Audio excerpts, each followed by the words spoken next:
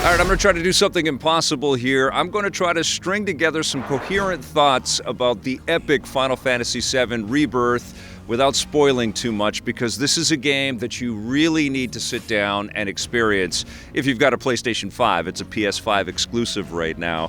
And this game obviously is part 2 of this new trilogy that Square Enix is putting together around the classic Final Fantasy VII game that came out with the original PlayStation. And I have to confess something here.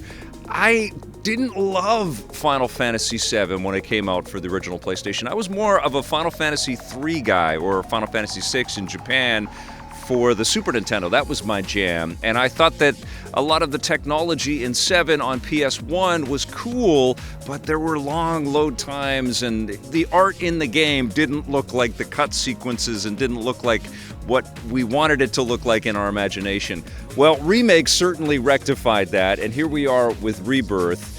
And the thought that keeps coming to my mind is that 7 for PS1 hit with such a clamor. It was such an epic achievement in terms of sales and opening up role-playing games for a whole bunch of new people out there. And what we've seen since 7 for PlayStation 1 is that Cloud and Tifa and Barret and Aerith and Sephiroth, they have remained with us through this whole time, through all of these different cycles of video games. They've popped up in lots of different ways, in toy lines and all kinds of other ways. And we have grown to love them. And what I think Square Enix was really trying to do with Remake, and now here again with Rebirth, was kind of say thank you to these characters and to honor them and to honor the fans of them. And I absolutely feel that love that Square Enix and its teams have for this property and these characters in Rebirth, which I think does an even better job of honoring this cast and honoring our memories and honoring the potential of what these characters can mean. Rebirth is a much better game than Remake. I just wrapped up playing Remake again just before I jumped into Rebirth, and I was struck by a bunch of really fantastic improvements. Chief among them is that the writing is a lot better in Rebirth. The lines are better, the comedy is better. I love when characters will start to hum, the Final Fantasy theme when they defeat enemies and stuff. I can't remember if that was part of Remake as well, but it really stood out this time. I just found it was all crisper and sharper, even if the story and the mini games and all of the sort of choices that you get in Rebirth really open up. And it is a little convoluted and it does go all over the place, but it is that enormity and that sense of scale and that openness in Rebirth that really helps to define its value. It's such a fun world to jump into. And honestly, I have to say my favorite thing about Rebirth is that exploration that you are gifted in this game. The open world areas that you are left to your own devices to explore are just wonderful. The secrets and surprises and gifts around every corner. Of course, there's chests to open up and new monsters to fight and towers to activate so that Chadley is happy and he'll give you new materia so that you can unlock new powers and abilities with your characters. So you're looking for those towers, you're looking for these life springs which kind of tap into the mystical part of the planet, which I thought was really cool. You're riding on the back of chocobos and you're finding all kinds of secret destinations that have surprises and little mini encounters and sometimes side quests that constantly are giving back to you. And you'll zoom out on the map and you'll see all of these different areas that you are going to go to. It is massive. It's akin to a lot of the open world experiences that we've been playing from companies like Ubisoft and stuff. And I just adored the Final Fantasy VII-ness of it all, because I really enjoyed the intricacies of the environmental modeling and details in Final Fantasy VII Remake, but I did feel a little claustrophobic in chunks. There's a lot of sewers and a lot of tunnels, and even when you're in the towns in Final Fantasy VII Remake, they felt like they were shepherding you somewhere. And in Rebirth, you have elements of the game that are definitely like that, but you also have a lot of openness. I don't know, I felt like I could breathe better when I'm on the back of a chocobo and running across the landscape. And also the different sort of biomes that you see as you're traipsing through jungles and you're traipsing through deserts and you're on the beach and you're going through more kind of shattered, ruined areas that you can see because Midgard is still dealing with all of the devastation left behind in the wake of Final Fantasy VII Remake.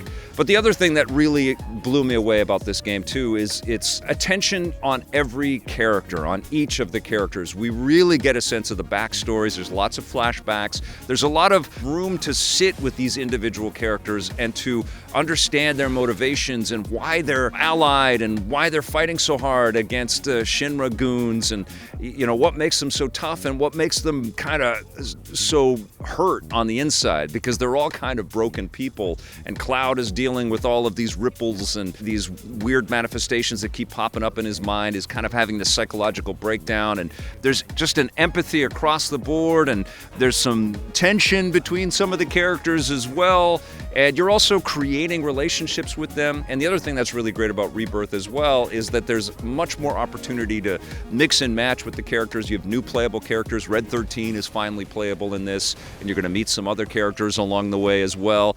And you are really granted an opportunity to experiment and to try different teams. And each of the characters has their own materia skill set and their own weapons and their own combat styles. And you're going to need to play with the systems and the mechanics. And the combat is so much richer. The ability tree is so much more defined and so much more fun. I found myself using spells a lot less in combat scenarios and just sort of defaulting to synergy attacks where you would pair up with different characters and attack these bosses and some of these beasts, and I had fun with that. But each of the characters has so many cool abilities, and Yuffie totally stands out. She kicks ass. I haven't played Integrate yet. I want to go back and play her little side chapter that they made for Final Fantasy VII Remake, but I love her in this game. She's so much fun, and she's badass, and she's super powerful. And visually, the fidelity of this game is sensational. I mean, there's obviously a lot more to render on screen than they had with Final Fantasy VII Remake, which was made for the PlayStation 4 and then it was enhanced for PS5. This is clearly a PlayStation 5 game. It loads really, really quickly, and there are beautiful panning shots across these gorgeous environments that you get to tinker around in. And of course, all of those sensational Square Enix cut sequences are a part of this experience as well, and they really take your breath away. The camera never sits still. It's always larger than life. There are all of these mind-blowing epic sequences where you are just sitting back shocked at the artistic kind of reach of everything. Just top-tier, S-tier stuff that Square Enix is always capable of delivering. When I total it all up, Final Fantasy VII Rebirth is just crazy amounts of fun.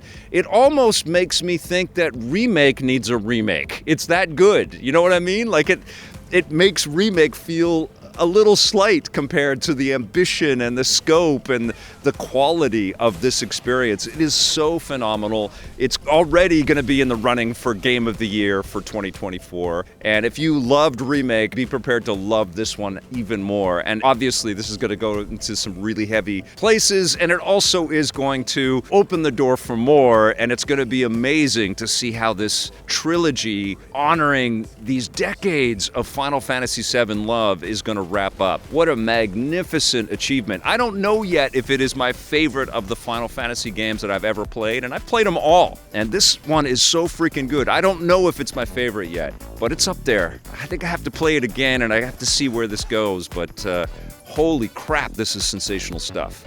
The only thing that I would quibble about with Final Fantasy VII Rebirth, because it gives you all of these intricate systems, and there's collectibles and the mini games like Queen's Blood, the card game. I didn't even talk about these mini games. They're amazing. There's the Queen's Blood game. There you go to this theme park destination, and they've got like arcade games in there. You can, race chocobos. You can get into this space shooting kind of Star Fox Light type space shooting experience.